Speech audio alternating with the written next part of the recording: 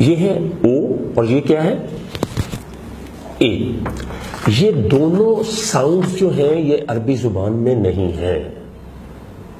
دونوں ساؤنڈز اے اور او یہ عربک ساؤنڈز نہیں ہیں. تو پھر کیا کریں؟ ہم اپنا 90% قرآن انہی ساؤنڈز کے ساتھ پڑھتے ہیں. کیا کریں؟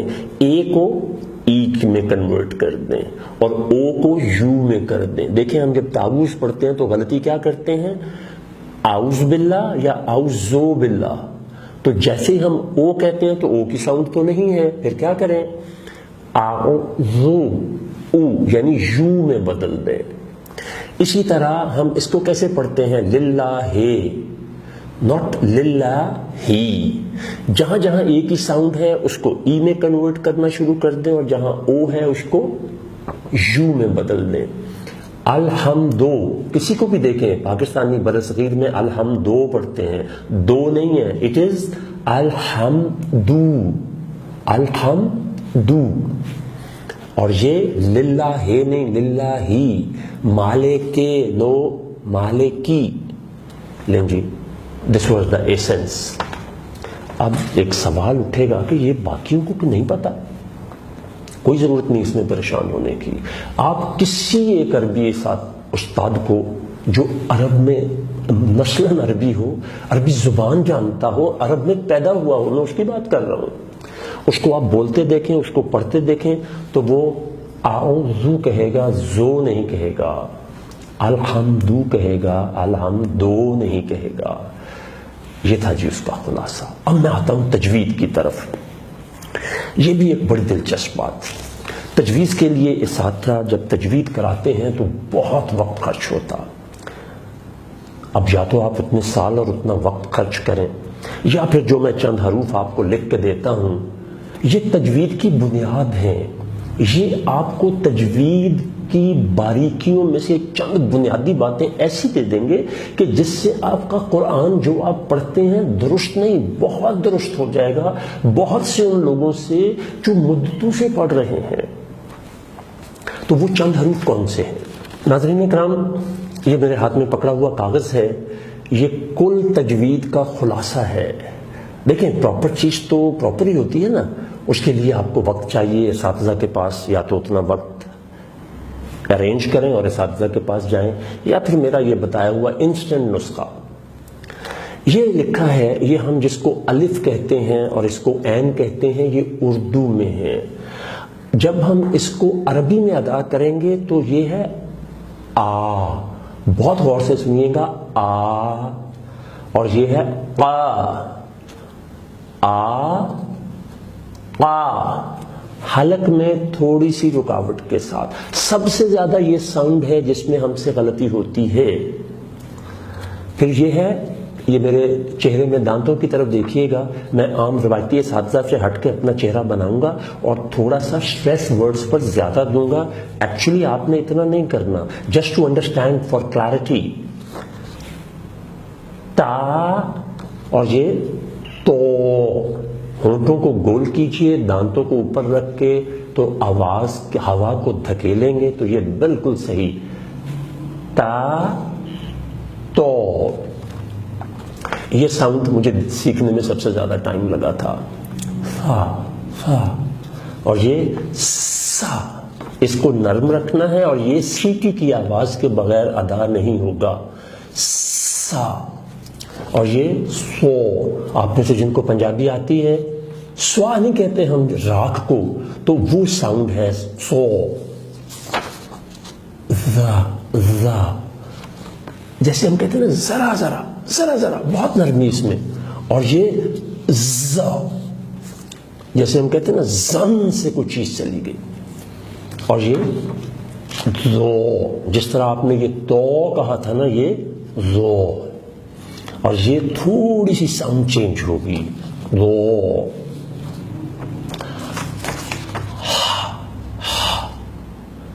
بالکل ہلکی سی جیسے ہم سانس لے رہے ہوتے ہیں. اور یہ بھاری کرنی ہے ہاں. بڑا دلچسپ واقعہ، ایک دفعہ مجھے یہ کلیئرٹی نہیں ہو رہی تھی تو استاد صاحب کہنے لگے کہ اوے یار او ہاں جڑی پی جاندی ہے ہاں. یہ کا کو کا کو. اب یہ ساروں کی سگنیفیکنس کس حد تک ہے میں صرف آپ کو ایک حرف پڑھ کر سناؤں گا. بہت اہم ہے. آپ کی آنکھیں کھل جائیں گی, دل ہل جائیں گے کہ ذرا سی محنت سے آپ کتنے بڑی غلطی سے چھوٹ جائیں گے, بچ جائیں گے. بہت دھیان سے برائے کرم سنیے گا, کیونکہ میں نے آپ کو کہا ہے کہ آپ کی آنکھیں کھل جائیں گی اور دل دہل جائیں گے. قرآن میں ایسے لکھا ہوا ہے, تو اس کی ادائیگی جو درست ہے وہ ہے الحمدو. ابھی میں نے بتایا نا او کو او میں بدلنا ہے. الحمدو. دیانتداری سے دیکھیے گا. استغفر اللہ, میں چونکہ میننگز جانتا ہوں اس لیے ڈر کے بولنے لگا ہوں صرف سمجھانے کے لیے. جب ہم یہ کہتے ہیں نا الحمدو, ہم کہتے ہیں سنا یار کی حال ہے, او یار شکر الحمدللہ, بڑا اللہ کا کرم ہے. سنیے, یہ جو چیزیں میں نے آپ کے سامنے عرض کی ہیں اس کو کتنے منٹ لگے ہیں, خدا کے لیے ان کو درست کر لیں. اب میننگ کا فرق سنیے. الحمد, اس کا مطلب تو ہوتا ہے تمام تعریفیں اللہ کے لیے ہیں, اور اس کا مطلب پتہ ہے, اس کا مطلب ہوتا ہے تمام تباہیاں اللہ کے لیے ہیں, تمام ہلاکتیں اللہ کے لیے ہیں. اس کا مطلب دھواں ہوتا ہے, اس کا مطلب ڈھول ہوتا ہے, اور بہت سارے برے میننگز ہوتے ہیں. اسی طرح یہ تمام کے تمام حروف اگر آپ درست کر لیں گے تو اس کو دوبارہ سنیں گے تو انشاءاللہ آپ کی بہت ساری چیزیں ٹھیک ہو جائیں گی. آپ صلی اللہ علیہ وسلم کے بارے میں ایک چیز کہی جاتی ہے کہ آپ امی تھے. ہم بدقسمتی سے چونکہ عربی نہیں جانتے نا, اس لیے ہم چیزوں کو صحیح طرح سے انڈرسٹینڈ نہیں کرتے ہیں. ایک چھوٹا سا واقعہ بتاتا ہوں, it is food for thought. جیسے ہی وحی کا نزول ہوتا کسی بھی صورت میں, آپ کی دلچسپی کے لیے بتاؤں, نزول وحی کی جتنی بھی جہتیں دنیا میں موجود تھیں, اللہ جل شانہ نے جس شکل میں کسی بھی نبی پر وحی بھیجی وہ تمام کی تمام اکٹھی کر کے رحمت للعالمین پر آپ نے وہ اللہ نے جمع کر دی. جیسے ہی وحی آتی آپ صحابہ کرام کو طلب فرماتے اور ان کو سناتے, وہ اس کو لکھتے. یہاں تک تو شاید آپ نے بات سنی ہو, آپ صلی اللہ علیہ وسلم وہ وحی ان کے ہاتھ سے لے کے دیکھتے. یہ بہت دھیان سے بات سنیے گا. آپ صلی اللہ علیہ وسلم دیکھتے, ملاحظہ فرماتے, پھر اس کو اپروو کرتے. اس میں ایک سنت کے حوالے سے, یہ وہ سنت ہے جو ہمیں پتہ ہی نہیں ہے.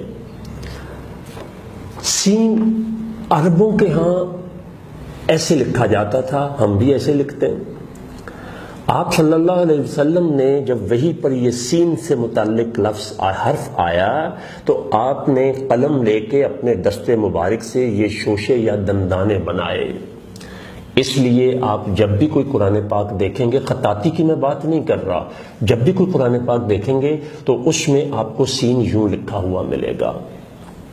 اس کے علاوہ میرے پاس بہت ساری دلچسپ باتیں حقائق قرآن کے بارے میں بتانے کو ہیں, وہ شاید اس وقت نہیں ہے. ایک بڑی اہم بات یاد آئی ہے, وہ اس کا براہ راست اس سے کوئی تعلق نہیں ہے, لیکن بطور مسلمان بہت بڑی بات آپ سے عرض کرنے لگا ہوں. میں ایک دفعہ ایک پادری صاحب کے ساتھ مناظرہ تو نہیں ہو رہا تھا, وی ور ان ڈسکشن, لیکن وہ ڈسکشن تھوڑی سنجیدہ ہو گئی تو اللہ کے شجرے کی بات آئی تو میں نے سورہ اخلاص پڑھی. تو اس نے کہا جی کہ آپ نے اپنا تعارف کرایا کہ آپ قرآن کے کسی ادارے کے چیئرمین ہیں, تو معاف کیجئے گا آپ کو گرامر تو سرے سے نہیں آتی. اس پادری کی عمر زیادہ سے زیادہ 35 سال ہوگی. اس نے کہا گرامر تو آپ کو سرے سے نہیں آتی, اور آپ نے یہ جو سورہ اخلاص پڑھی ہے اس میں 3 غلطیاں کی ہیں, اینڈ ہی مینشنڈ them. اس چیز نے مجھے ہلا دیا. اور اس کے کچھ عرصہ بعد قدرت نے یہ احسان کیا کہ میرے قلیق دوست عارف خان صاحب, انہوں نے مجھے چودھری نواز صاحب سے ملا دیا اور میری دنیا روشن ہو گئی, اور آج میں یہ آپ تک پہنچا رہا ہوں. تو یہ قرآن کو لہجہ نبوی میں کرنے کے لیے آپ نے 7 آوازوں کو چھوڑ کر 5 آوازوں میں آنا ہے. وہ 7 میں 2 جو فالتو آوازیں ہیں وہ میں نے آپ کو مینشن کر دی ہیں. اب چند باتیں قرآن کو سمجھنے کے متعلق سمجھ لیجیے. قرآن جو ہے اس کی ادائیگی میں اگر ہم یہ جو میں نے آپ کو اے اور او اور چند حروف بتائے ہیں اگر اس کی نہیں کیئر کرتے تو میننگ کیسے بدل جاتے ہیں، ایک میں نے وہ بھی آپ کو کہی۔ آخر میں آپ کو ایک گفٹ دینا چاہتا ہوں، وہ پتہ کیا ہے؟